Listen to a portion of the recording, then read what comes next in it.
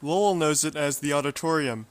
Many times have I stepped into this grand hall, once as a prospective, several times as a performer, and many more times as an obedient student.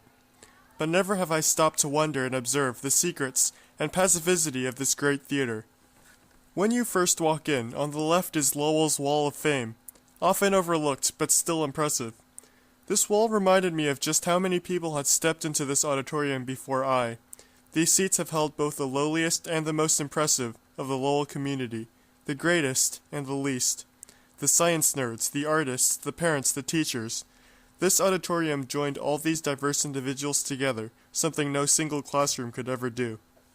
But this auditorium also unites time. It was here when I first entered Lowell, and it is the same today.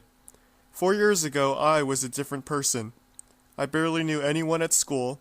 I didn't know what lay ahead in my Lowell career, and I definitely didn't know what significant changes would come into my life. But now I know all those things. And when I step back into this unchanging auditorium, I get a feeling of comfort in knowing that something is still as it always was. The auditorium is static, but it adapts so many different roles. A music hall, a theater, a meeting place. I laugh at the fact that sometimes I have to pay just to get in. Other times, I get to run the show. But beyond the mystique of the seating arrangements and the tall ceiling lies the altar, the centerpiece of this auditorium.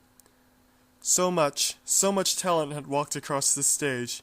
Musicians, actors, dancers, directors, performers, speech givers, techies. And I felt unworthy to stand where my idols had stood.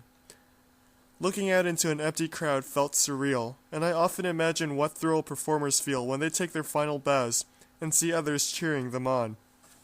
But it quickly occurred to me that behind this grandiose screen of performance was a backstage.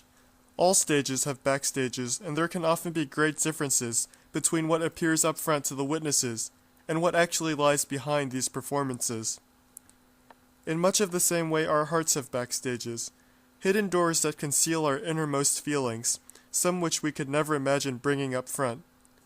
But sometimes these skeleton stagehands slip out, and yet we continue to operate, never imagining that someone might still be watching. Our life is an auditorium. Every person we meet passes through.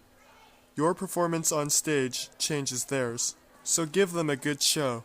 Let them honor you on their walls of fame.